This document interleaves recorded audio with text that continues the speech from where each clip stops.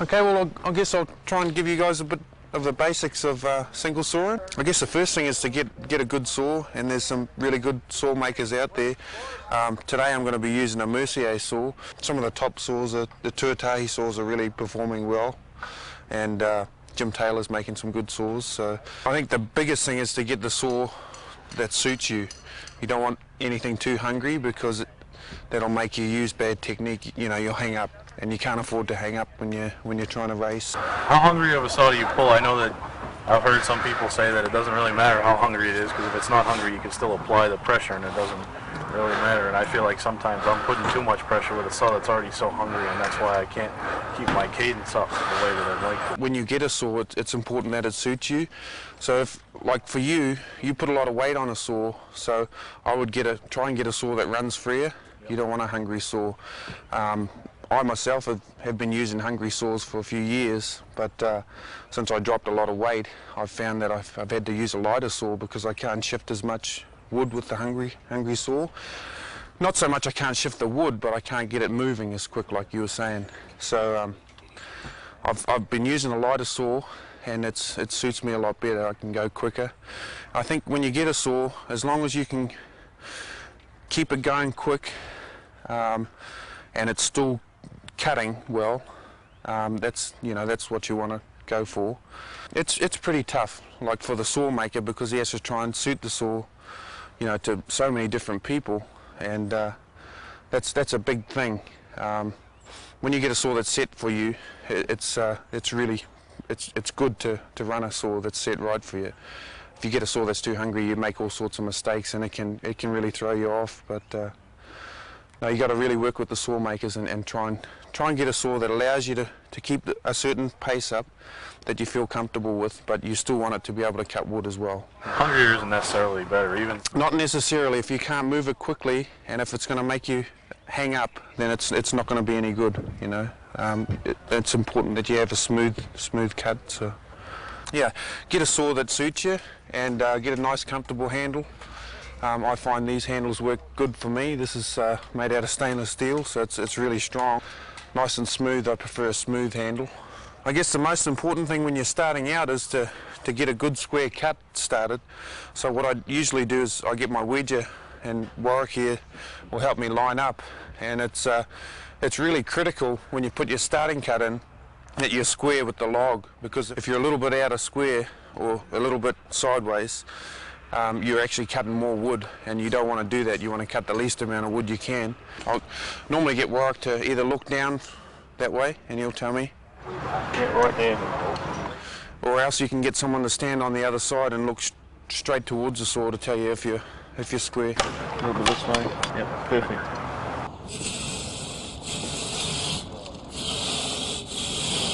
The other thing is, when you're putting your starting cut in, you want to get a good angle on it. You don't want it too steep.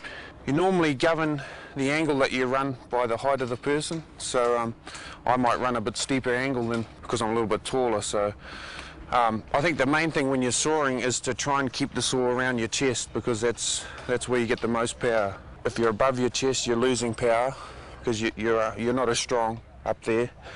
And if you're down, like around your belly, you're not as strong there either, because you're kind of restricting yourself. So it's important to keep it across your chest at all times. So just think about that when you're putting the starting cut in. It's not just a starting cut, you've got to think about the angle that you've got the saw on. So we've got a good starting cut in there. It's nice and square. Normally I'll take the saw and turn it upside down and just clean the rest of the stuff out, and then I'll get set. I usually like to take a good stance like this, and as an indication I like to reach out with that arm, and if I can touch the log there, I feel like I'm in pretty good position. You want to take kind of a squatted position so that your legs are slightly bent. I'll normally take the saw upside down and just feel that everything's in line before I start. Make sure I'm using the whole saw and using my legs. Just make sure you're in a good position so that you can run the whole saw without feeling cramped up. It's really important that you reach, you use the full saw, so you're able to reach and almost touch the handle on the log, and then it's also important that you can get right back and use those end teeth as well. So I feel like I'm in pretty good position there. That's my basic setup. I'll go ahead and flip the saw over. I'll normally start about that far out from the log. Some guys prefer to push the saw. I find it more comfortable to pull. Normally set it about like 3/4 away from you, so you want to quarter out this end. When I take the grip, I normally try and have my hands as close as I can together. You don't want to be doing this sort of stuff because it restricts your wrist from pivoting when you get back here. So, and when you grip the handle, you want to have a fairly loose grip on the handles that allows the handle to pivot as you go back and forwards. Otherwise, what happens if you take a death grip on it, you'll actually bow the saw when you come back because the handle won't be pivoting and it'll put a bow in the saw.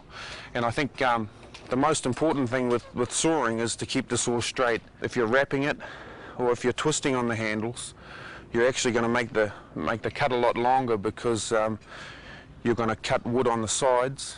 That makes it a lot harder to pull and the saw won't drop as quickly. So really important when you're training to learn to run that saw straight and not wrap it or push it away from you. It's really one of the fundamentals of sawing.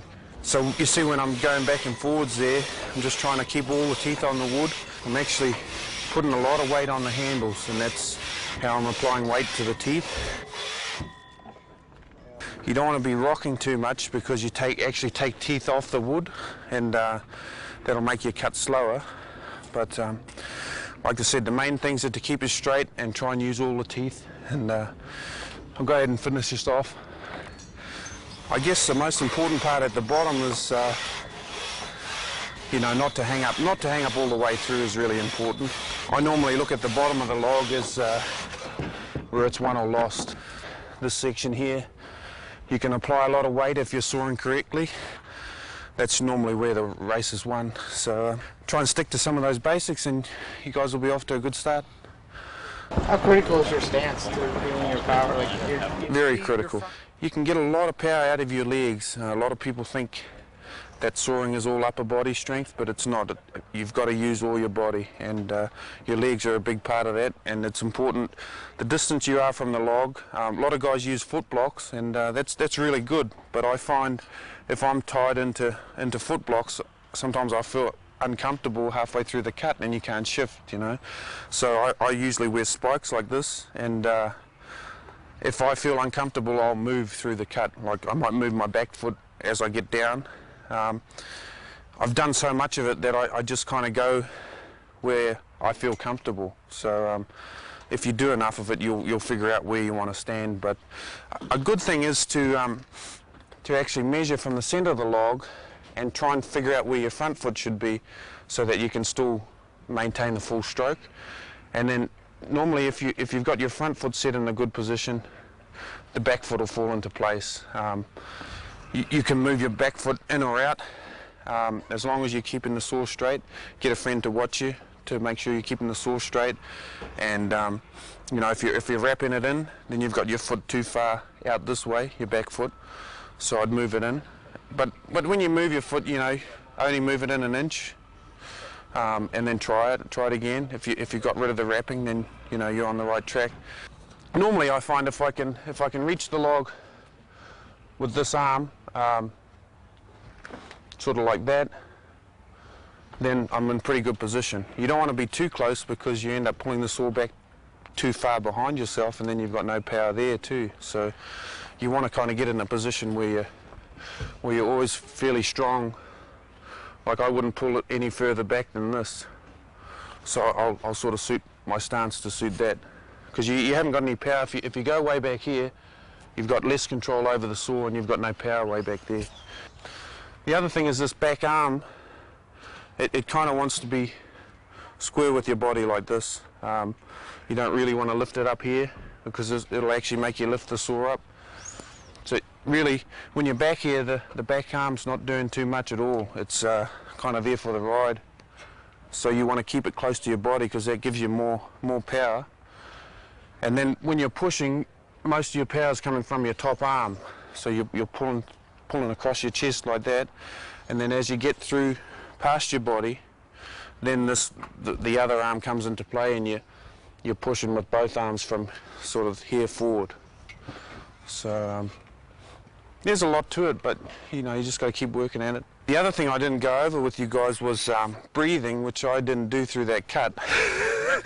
That's why I'm struggling to talk here. I normally breathe out when I pull back. So on the start, when I'm in here and the cadence is going, I'll normally try and take a deep breath in and then blow out on the pull back, and then I try and continue that. Breathe in on the push, and pull, and blow out on the pull back. You can do that either way. You can blow out on the push.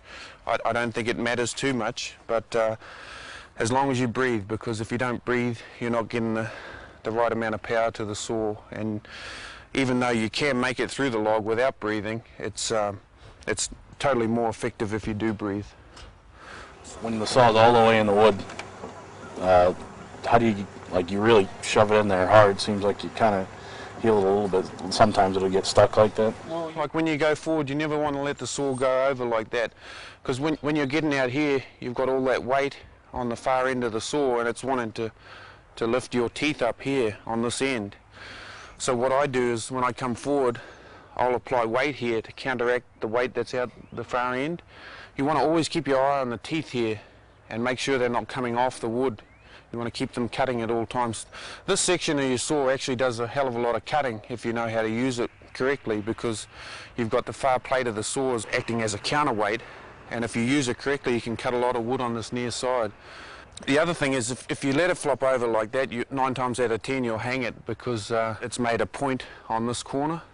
What you want to try and do is just keep the cut so there's no points. You want to push through, and then you almost have to finish down. It's not so much, but there's a slight down pressure that you just apply so that you're not creating points. As soon as you create points, you've got a chance of hanging up. So you just want to try and keep the cuts nice and straight. You said at the back these bottom handles along for the ride. Does it switch up the front? Yeah, when you get sort of past your body here, from sort of this position, then both arms start working together, you know. And then when you go to pull back, a lot of the pull is from the bottom hand. Like I crank on the handles, I'm cranking this way so that I'm putting downward pressure on the teeth. The less you can do this, I think you're better off, because when you do this, you create corners again, and then if you create corners, you're bound to hang up, unless you've got a really smooth running saw. But ideally, you'd keep it totally flat and just be applying the weight on the handles, both forward and back. So when I'm coming forward, I'm applying weight on the handles so that you've got downward pressure. So I'm not applying weight so that I'm trying to cut over like that. I'm just trying to keep the saw level, but I'm trying to keep the downward pressure on the teeth so that all the teeth are cutting. And then it's the same on the way back. It's the opposite on the way back. You're pulling, well, you're still cranking on the teeth downwards, but you don't want to pull down like that. You just want to try and keep it as flat as you can. Let the belly of the saw do the work, but try and keep all the teeth on the wood that you can, you know. Jason, when you fully extend it into the log, what's the first thing that moves the saw back? Is it your legs or your arms? Actually, your stance, you want to be reaching the log so that your arms are fully extended, and then when I go to pull back, I try and pull back with my body so that I'm pulling. If you sort of finish like this, it actually makes you want to pull back with your arms, and that's a much weaker position to be in. So you want to make sure that you always finish like that, and then the bulk of the pull stroke is done with body movement, and then the arms come into it back here. So you try and do as much as you can with your body, and don't use your arms. When you're running the saw, how much power would you say you apply to it when you're here compared to here? Are you just trying to run it smooth back here, or are you still applying a ton of pressure? No, you want to apply as much pressure you can, you know, all the way through. I mean, the more you can get the saw to cut, the quicker it's going to get through there. So as long as you're not going to hang up, you apply as much pressure as you can everywhere. So. It's important that you get your stroke straight, otherwise if you're applying pressure when you're wrapping like that, it's just going to buckle up on you, you know. Anything else? Making me think about stuff now.